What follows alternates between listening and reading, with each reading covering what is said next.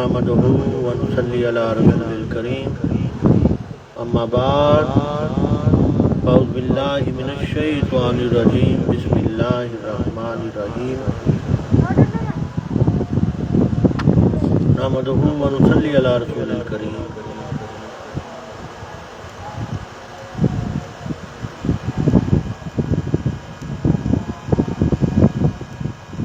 آج رمضان المبارک کا دوسرا جمعہ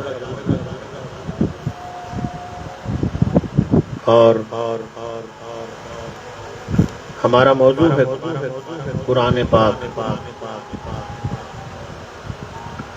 قرآن پاک اللہ تعالیٰ کی نازل کردہ آسمانی الہامی کتاب ہے جو کہ بذریعہ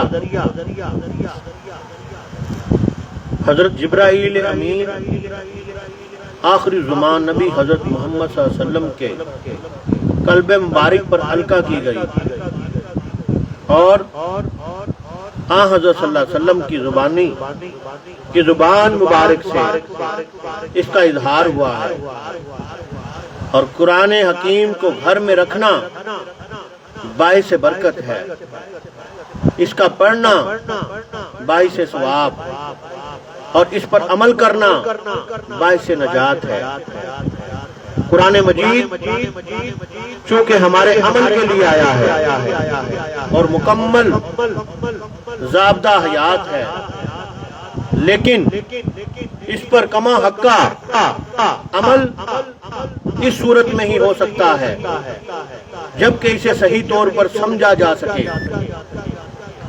بعض آدمی کہتے ہیں کہ قرآن پاک کا ترجمہ ہو چکا ہے، اس لیے ہر آدمی آسانی سے قرآن کو سمجھ سکتا ہے، مگر یہ بات محض جہالت ہے، کیونکہ اہل عرب جن کی مادری زبان عربی تھی، انہیں سمجھانے کے لیے رسول اللہ صلی اللہ علیہ وسلم کو مبعوث فرمایا، بلکہ خود رسول اللہ صلی اللہ علیہ وسلم کو اللہ تعالیٰ نے قرآن سکھایا، اور ارشاد باری تعالیٰ ہے الرحمن علم القرآن،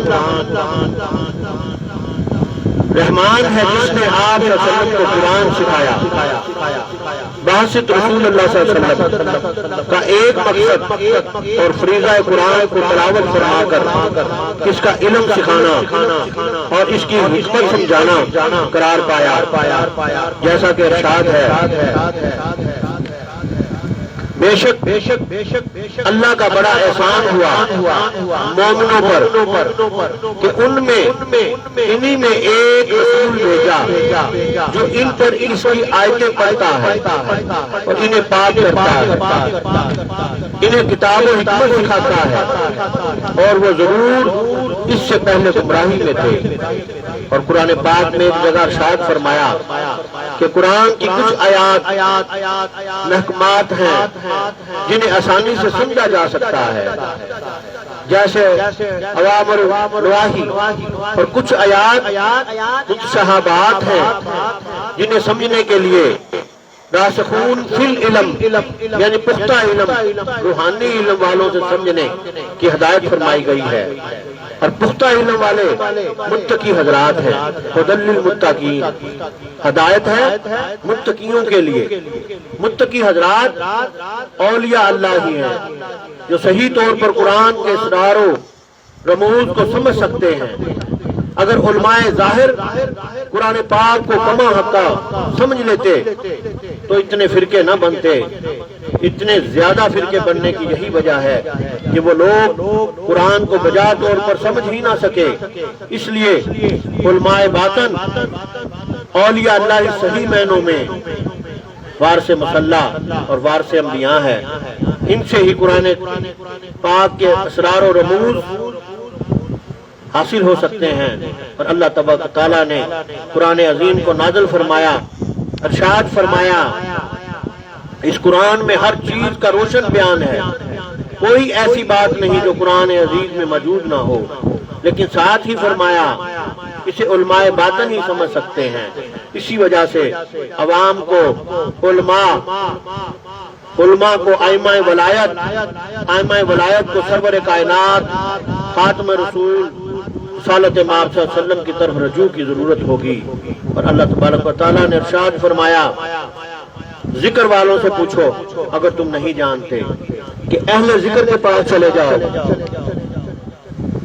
اہل ذکر کے پاس چلے جاؤ، یک زبانہ سوکتے باولیا بہتر عزت کالا تاج بیریا، کہ اللہ کے ولیوں کی صحبت میں پل بھر بیٹھ جانا ہی اعلیٰ ترین نیکی ہے۔ اور مطلب یہ ہوا اگر کسی مسئلہ شرعی حیات محکمات کی تصدیق و تحقیق مطلوب ہے تو علماء مجتہدین کی جانب رخ کرو، اور اگر آیات متشابہات مسئلہ طریقت و علوم میں مکاشفہ کا حل چاہتے ہو تو اصحاب کشف اہل اللہ پیران عظام اور اولیاء کرام کی خدمت میں جاؤ، کیونکہ یہ حضرات اہل ذکر ہے، یہی قرآن کو صحیح طور پر سمجھ سکتے ہیں، کیونکہ ظاہری علم والے یوں ہی از خود کتاب اللہ یعنی قرآن عزیز کو سمجھنے پر قادر نہیں ہیں۔ اس لیے اس کے مصلح ہی فرمایا اے محبوب صلی اللہ علیہ وسلم، ہم نے آپ کے پاس ذکر قرآن اس لیے اتارا ہے کہ آپ صلی اللہ علیہ وسلم لوگوں سے پوری شرح اور وضاحت سے بیان کر دیں اس چیز کو جو ان کی طرف اتاری گئی۔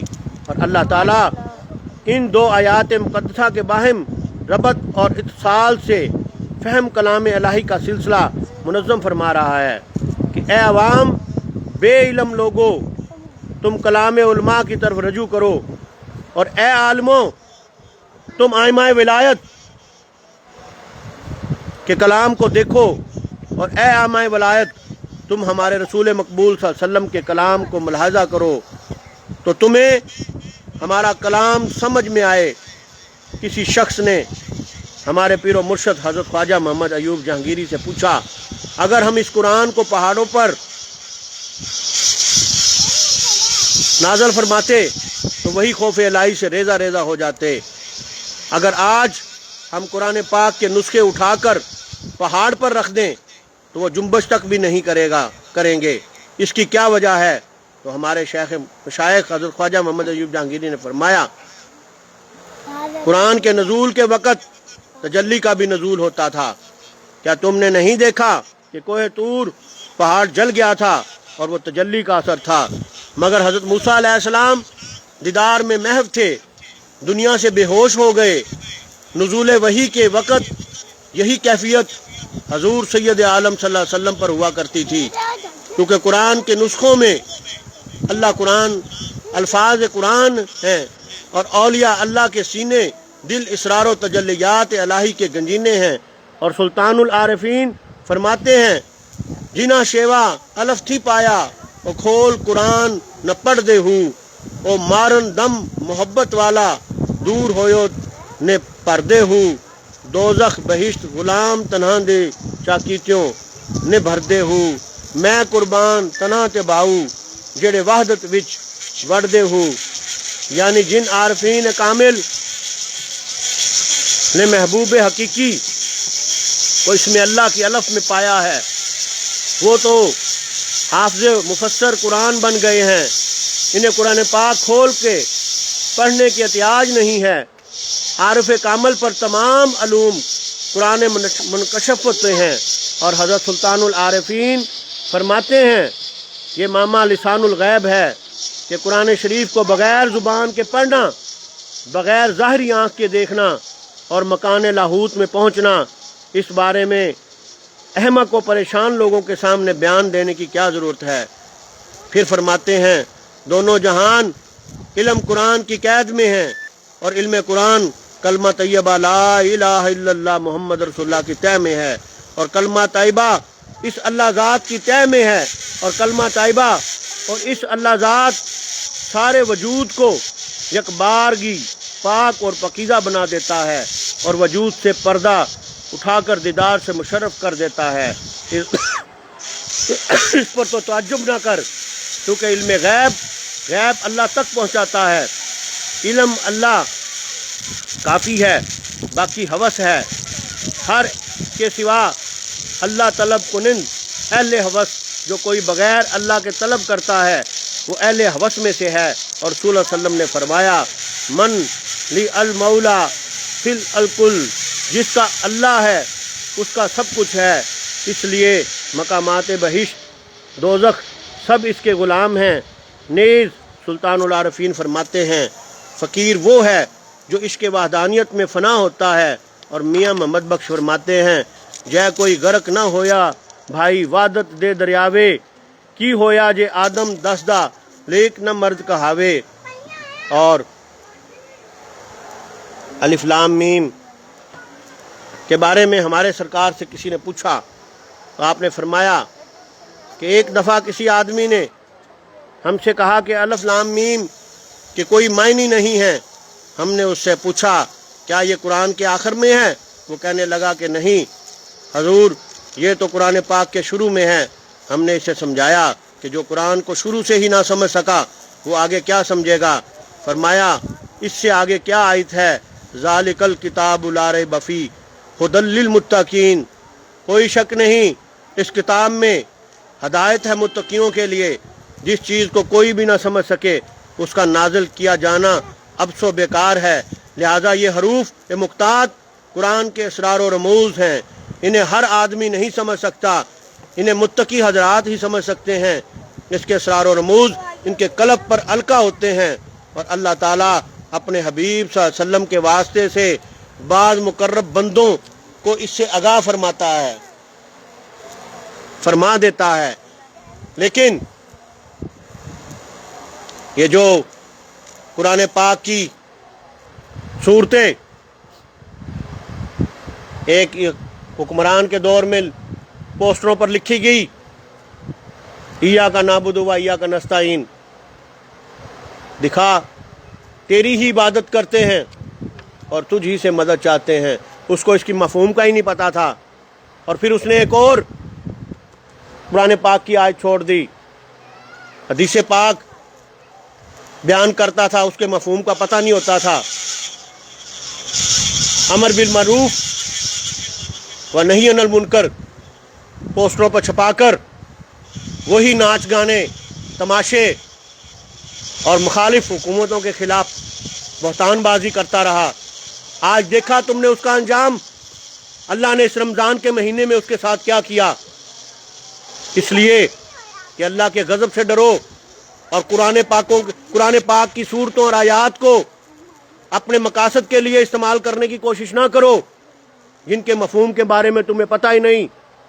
بھائی امر بالمعروف و نہی عن المنکر کا مطلب ہے نیکی کی دعوت دو اور برائی سے روکو، لیکن یہ متقی حضرات کے لیے آیا ہے حکم، ہر کسی کے لیے نہیں۔ جس کا ماضی بھرا پڑا تھا مختلف شیطانی قصے کہانیوں سے، اور حال میں بھی اس نے یہی کردار ادا کیا، اور پھر وہ امر بالمعروف و نہی عن المنکر کی بات کرنا شروع ہو گیا۔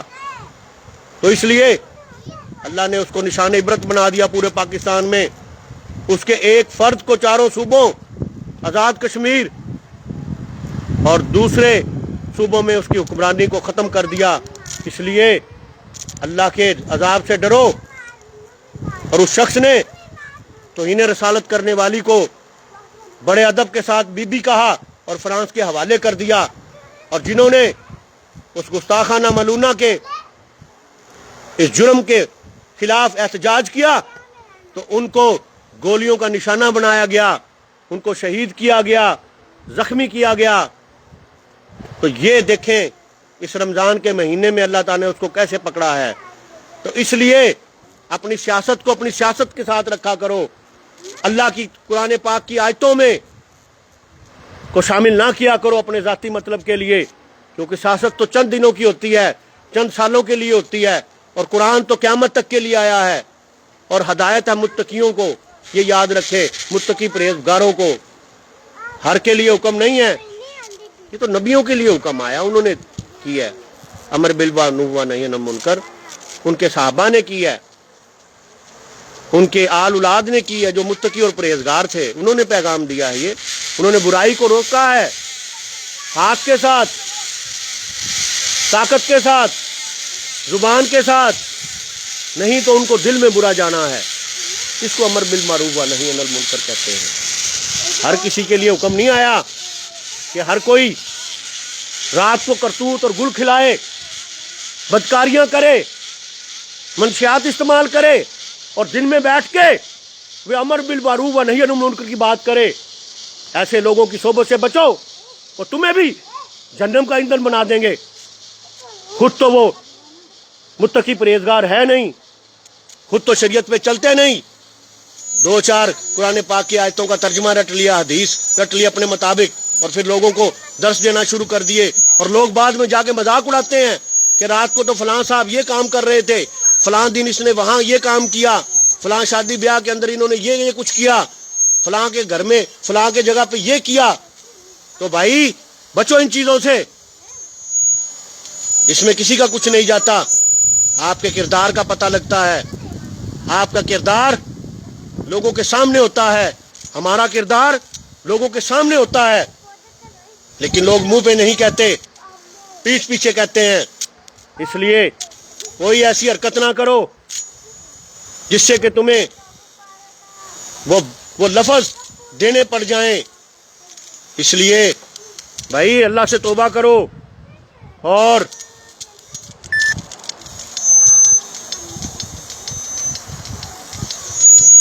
بات رمضان المبارک کا مہینہ ہے، اس کے اندر ہم عبادت کرتے ہیں، قرآن پاک کی تلاوت کرتے ہیں، قرآن پاک پڑھتے ہیں، ذکر اذکار وظائف کرتے ہیں۔ تو میرے بھائی یہ ایک مہینے کے لیے نہیں آئی چیزیں، یہ ایک ماہ کے لیے نہیں ہے کہ سمجھ بیٹھو کہ رمضان کے مہینے میں نماز روزے رکھ لیے اور اس کے بعد پھر وہی کام، وہی تماش بینیاں، وہی عیاشی۔ بچو اس چیز سے، ایسے لوگوں کا ٹھکانہ جہنم ہے۔ یہ رمضان کا مہینہ تو ہمیں سارا سال عبادت کا حکم دیتا ہے، یہ تو ابتدا ہے اس مہینے کی، عبادت کی، متقی ہونے کی، پرہیزگار ہونے کی، سچ بولنے کی اور جھوٹ سے بچنے کی۔ تو اس لیے ہمیں اللہ نے جو یہ مہینہ عطا کیا ہے، یہ متقی اور پرہیزگار بننے کے لیے سارا سال کے لیے دیا ہے، یہ ایک مہینے کے لیے نہیں کہ ایک مہینے کے لیے سارے کام چھوڑ دیے بس دکھاوے کے لیے۔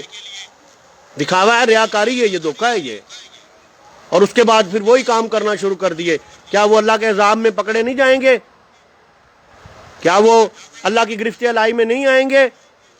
تو اس لیے میرے بھائی کوئی ایسی کام نہ کریں کہ جس سے بعد میں اللہ تعالیٰ آپ کو پکڑ لے اپنی گرفت میں، اور جب اللہ کی لاٹھی پڑتی ہے تو یہ بے آواز ہوتی ہے، اللہ کی لاٹھی بے آواز ہوتی ہے۔ اس لیے اس لاٹھی سے بچو اور اپنے آپ کو شریعت کے ڈھانچے میں ڈال لو۔ اگر نہیں تو کسی اہل ذکر کے پاس چلے جایا کرو، وہ تمہیں سمجھا دے گا، اس کی صحبت اختیار کر لو، وہ آپ کو راستے پہ ڈال دے گا، وہ آپ کو تصوف کے راستے پہ ڈال دے گا، آپ کے اندر بھائی چارہ پیدا کرے گا، آپ کے اندر انسانیت پیدا کرے گا، آپ کو عملی طور پر اس راستے پہ چلائے گا طریقت کے ذریعے۔ تو اس لیے ہمارے شیخ فرماتے تھے کہ اگر پیر بھائی آ رہا ہے اور تم چھت کے اوپر کھڑے ہوئے ہو، جلدی کرو اس سے ملنے کے لیے، چاہے تمہیں چھت پہ سے چھلانگ لگانی پڑے، یہ حکم آیا ہے۔ اگر پیر و مرشد آ رہا ہے اور تم چھت پہ کھڑے ہوئے ہو، پھر بڑے ادب کے ساتھ نیچے آؤ، ادب کا مقام ہے۔ یہ سکھاتا ہے تصوف، طریقت، روحانیت سکھاتی ہے، حقیقت سکھاتی ہے، معرفت الہی کراتی ہے۔ تو اس لیے اللہ کے ولیوں کی صحبت میں بیٹھا کرو تاکہ آپ فلاح پا سکو، کیونکہ وہ اہل ذکر ہیں، وہ آپ کو ذکر کے بارے میں بتاتے ہیں۔ اندہ ذکر الصالحین تتنزل رحمتہ، وہ آپ کو اس بات کا آپ کو اس بات کا درس دیتے ہیں کہ جہاں پر صالحین کثرت سے ذکر کرتے ہیں وہاں پہ رحمت کا نزول کثرت کے ساتھ ہوتا ہے۔ اور الا بذکر اللہ تطمئن القلوب، اللہ کا ذکر ہی دلوں کو اطمینان پہنچاتا ہے۔ اور یہ بھی حکم آیا کہ اللہ کا ذکر کثرت سے کرو۔ کثرت، اگر ایسے پوری نہیں ہوتی، وہ بھی شیخ کامل کی صحبت میں بیٹھنا پڑے گا، وہ آپ کی ذکر کی کثرت کو پوری کر دے گا۔ تو اس لیے میرے بھائیوں، اللہ کے ولیوں کی صحبت اختیار کرو تاکہ تم دین اور دنیا کے بارے میں جان کر اللہ کی بارگاہ میں حاضر ہو تو ایک مشال بن کر وہاں جاؤ، اللہ بھی راضی ہو آپ پر اور آپ کے والدین پر بھی اللہ راضی ہوگا کہ انہوں نے اپنی اولاد کو شریعت اور دین کی تعلیم دی اور وہ ایک نمونہ بن کر اللہ کی بارگاہ میں حاضر ہوئے۔ تو اس لیے میرے بھائیوں، وہ عمل کرو جس سے آپ کو آخرت میں، دنیا میں بھی فائدہ ہو اور آخرت میں بھی فائدہ ہو، وہ عمل کرو، فائدہ ہی فائدے ہیں اس کے اندر۔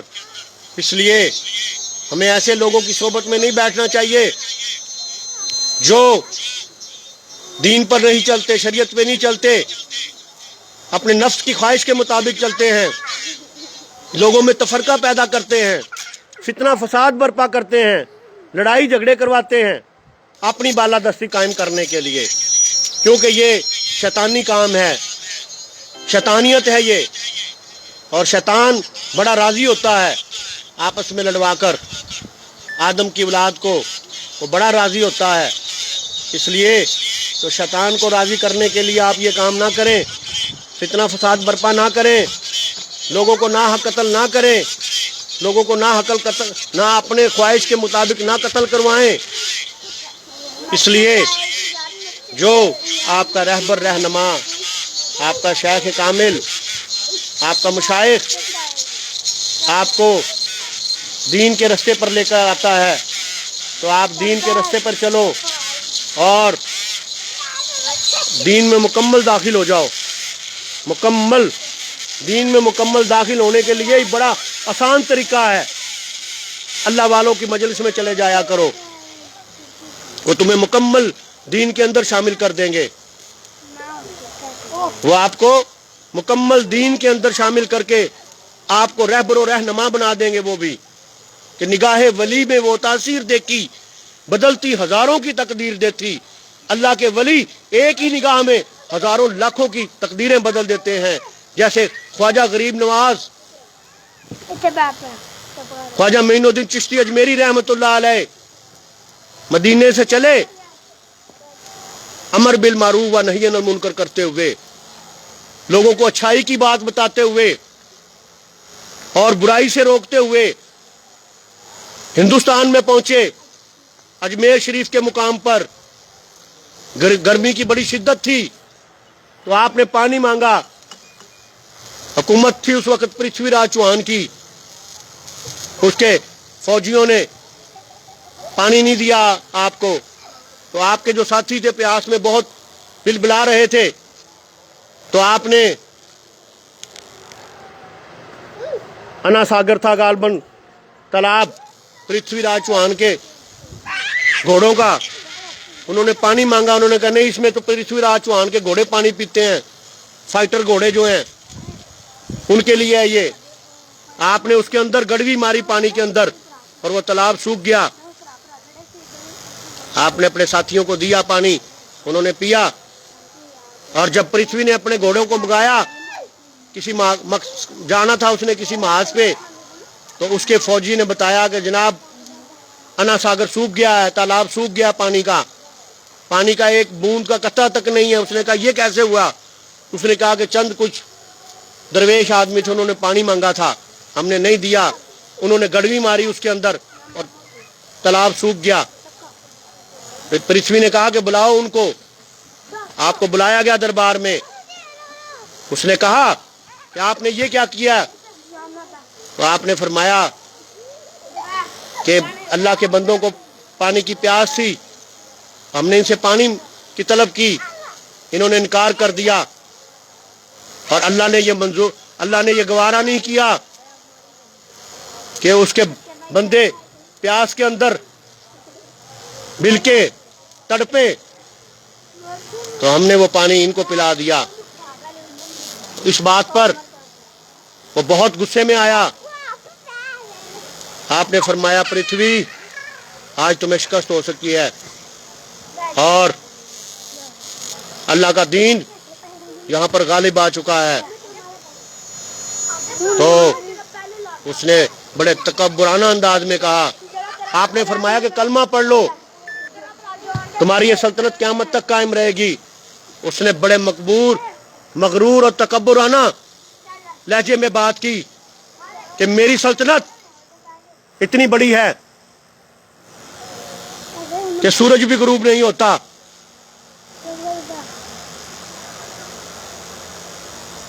تو اس لیے میں کلمہ نہیں پڑھوں گا. آپ نے فرمایا پرتھوی آج تمہیں شکست ہو چکی ہے کہہ کر آپ دربار سے تشریف لے گئے. اس کو کہتے ہیں امر بالمعروف و نہی عن المنکر کرنا. جو اس عمران خان نے اس قرآن پاک کی آیت کا استعمال کیا ہے فلیکسوں پر لگا کر اور ناچ گانے, یہ عمل یہ سوچی سمجھی اس کی شرارت ہے. اس کا اسلام سے کوئی تعلق نہیں ہے. اس نے ان لوگوں کو پاکستان میں نوازنے کی کوشش کی جن کو پاکستان کے علماء کرام, صوفیہ کرام اور حکومت پاکستان نے خوارج قرار دیا. اسمبلی کے اندر وہ احمدی تھے یا قادیانی تھے, مرزی جو بھی تھے, ان کو خارج کر دیا اسلام سے اور پاکستان کا آئین بنایا پاکستان کے تحفظ کے لیے. تو اس نے انہی قادیانیوں کو نوازنے کی کوشش کی. میں نے جمعے کے خطبے میں یہ بات کی کہ عمران خان قادیانیوں کو حکومت کے اندر نواز رہا ہے. یہ قادیان حکومت کو نوازنے والا یہ غلط کر رہا ہے. تو مجھے جیل میں اٹھا کے پھینک دیا گیا, قصور جیل میں 16 MPO کے تحت. 2021 4 فروری کو 2 دن حوالات کے اندر رکھا کوٹ رادا کشن میں, 3 دن ساہیوال قصور جیل کے اندر رہا میں. لیکن میں نے تو بات صحیح کہی تھی کہ یہ قادیانیوں کو نواز رہا اور قادیان نواز حکومت ہے یہ. اور دیکھ لے پھر اس نے کیا کیا, پھر اس نے علماء کرام کے ساتھ کیا سلوک کیا آپ کے سامنے ہے. مذہبی جمعیتوں مذہبی تحریکوں کے ساتھ اس نے کیا سلوک کیا یہ آپ کے سامنے ہے. کوئی بات ڈوکی چھپی نہیں ہے. انہوں نے رحمت اللہ مسجد کے اندر لاہور کے اندر جب آسیہ ملونہ کو اس نے فرانس کے حوالے کیا, اس کا بڑا نام احترام سے لیا, اس کو آسیہ بی بی کہا اس ملونہ کو اس نے, اور عاشقان رسول کو اس نے گولیاں ماری. اور تمام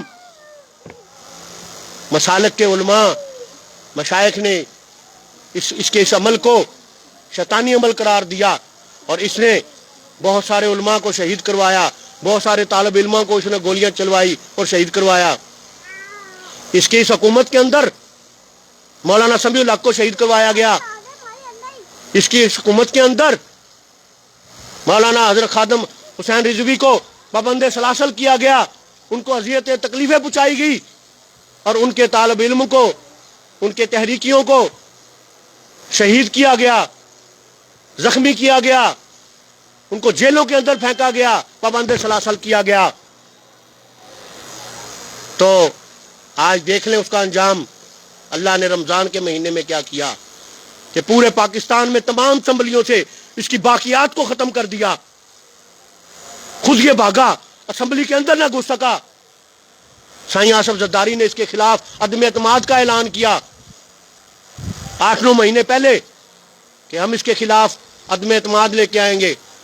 اور جو عدم اعتماد لے کے آئے, تمام مذہبی جماعتیں جس میں شامل تھی, سیاسی جماعتیں شامل تھی, تو پھر یہ دوڑ گیا اسمبلی سے اور کہتا تھا میں آخری گیند تک کھیلتا ہوں. یہ تو اسمبلی کے اندر نہیں گھسا, اللہ نے نہیں گھسنے دیا اس کو. آخری گیند تک اس نے کیا کھیلنا تھا, اس کے غرور اور تکبر کی وجہ سے. تو اس کو اللہ تعالیٰ نے نشان عبرت بنا دیا دنیا کے اندر سب کے سامنے, جو اس نے ظلم اور بربریت کی اپنی حکومت میں, ناانصافیاں کی, لوگوں کو مہنگائی کے اندر اس نے مار دیا. آج تک پاکستان کی تاریخ میں اتنی مہنگائی نہیں ہوئی. جو 100 روپے کی چیز ملتی تھی وہ 300 روپے کی ملتی تھی.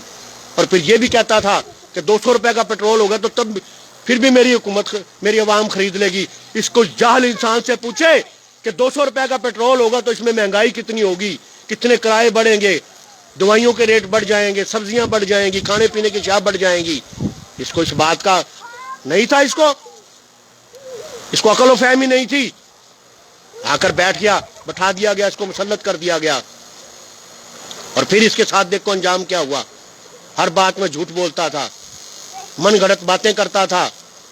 इसको तो अल्लाह ताला ने इस रमजान के महीने में असेंबली के अंदर दाखिल नहीं होने दिया गया और तमाम असेंबलियों में से इसको उठाकर इसके बंदों को फेंक दिया। और यह अमल जारी है। इसलिए कि अल्लाह के गजब से डरो, अल्लाह के गजब से डरो, क्योंकि उसकी लाठी बहुत बेआवाज है। इसलिए मेरे भाइयों, वो अमल करो जिससे अल्लाह राजी हो। अल्लाह राजी उससे होता है जो मखलूक खुदा की खिदमत करता है। अल्लाह राजी उससे होता है जो मखलूक खुदा की खिदमत करता है, मखलूक खुदा की दाद दरसी करता है, मखलूक खुदा की हिफाजत करता है, मखलूक खुदा की तकलीफ़ों को दूर करता है, उनके लिए आसानियाँ पैदा करता है। तो भाई इसलिए अल्लाह से डरो और अल्लाह की शरीयत में पूरे पूरे दाखिल हो जाओ। इसलिए अल्लाह तबारक तआला हमें इस रमज़ान के महीने में मुकम्मल शरीयत पर चलने की तौफीक अता फरमाए। सारा साल नमाजें पढ़ने की तौफीक अता फरमाए, सारा साल कुरान पाक पढ़ने की तौफीक अता फरमाए और बड़ों का अदब करने की तौफीक अता फरमाए, छोटों से शफ़क़त से पेश करने की तौफीक अता फरमाए। ये अमल है मुसलमानों का, अल्लाह ताला ने इसका हुक्म दिया है। और अल्लाह ताला हमें ज़िक्र फ़िक्र और तसव्वुर शेख करने की तौफीक अता फरमाए। ज़ौक़ व शौक़ यही आशिकों की नमाज है। वमा अलैना इल्लल बलागुल मुबीन। सुनते पढ़ लें भाई।